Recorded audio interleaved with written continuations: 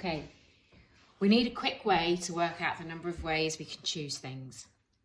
How many ways can we choose, or I choose 3 things out of 5? So here are my 5 things and I want to choose 3 of them. Now I've listed them. There are 10 ways. Now me listing them like you would have done at GCSE is a rubbish method. How can I choose 3 things out of 4? How can I choose 3 things out of 4? Again, here are my 4 things, A, B, C, D. And here are the 4 ways I can choose 3 things out of them. Again, it's a totally rubbish method. I'm going to apply this to probability. The probability that Bill's car won't start in the morning is 0.2. And the fact that it doesn't start one day does not affect whether or not it starts the next day. Now that means that it's independent. Bill goes to work 4 days in a week. So what I've done is I've set this out in a tree diagram. So there's my tree diagram. It's awful, okay? And from there, I could work out different probabilities. So start, not start, start, start. All the different possibilities you can have for starting and not starting over the 4 days. It's a monster. We don't want to do it. So what we're going to do is we're going to use some of our skills that we've met in pure maths to work out the probability that the car does not start, or fails to start 3 times out of the 4. You know that there's lots of ways. Not start, not start, not start, start. Not start, start, not start, not start. So what we don't want to do is list them all.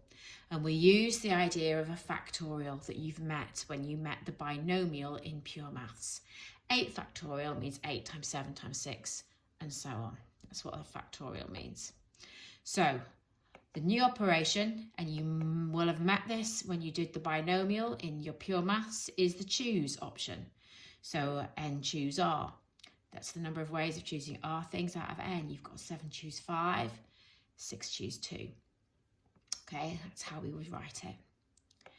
Now, you have what that really means, it uses factorial, and you will be told this in the exam on your formula sheet at the front of the exam paper.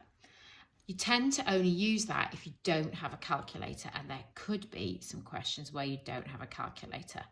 You don't have to use them if you've just got numbers. If you've just got numbers, and you probably remember how to do this, in your calculator, you're in the run bit of the menu, you press option, you press the arrow, and you select prob. So all you would do if you wanted to work out 6 choose 2 is 6, press the NCR button that's available to you then, and then the 2, and your answer should be 15, but I'm pretty sure you'll know how to do that. Right, independent events. We talked about independent events last Thursday's lesson. An independent event is where the fact that it has happened has no effect on the next event happening. Right, the probability I sleep in is 0.3. Over 4 days, what is the probability I sleep in 3 times? So what we do is we think the number of ways of choosing 3 from 4. We have 3 successes, so that's 0.3 to the power 3, and 1 failure. So we would set it up like that. Okay, a similar kind of question. The probability Bill's car won't start in the morning is 0.2. Imagine Bill goes to work 10 days in a row. What's the probability his car fails to start 7 times? Well, number of ways of choosing 7 out of 10 is 10 choose 7. You are going to have, so basically the way we're thinking of a success is not starting. So 0.2 to the 7, that means it's going to fail, which is probability of 0.8, it's going to fail 3 times. So again, you would put that into your calculator. What we do is we now, well, here we've got rolling a dice 8 times, probability I roll 5 2s. So success is rolling a 2, that's a probability of 1/6. So all we're going to do is we're going to think, well, 8 choose 5, I'll move that a little bit, 8 choose 5, I want to roll 5 2s. So the probability for 2 is a 6. Getting 5 of them is a 6 to the 5. That means you're going to have 3 failures. So it's going to look like that.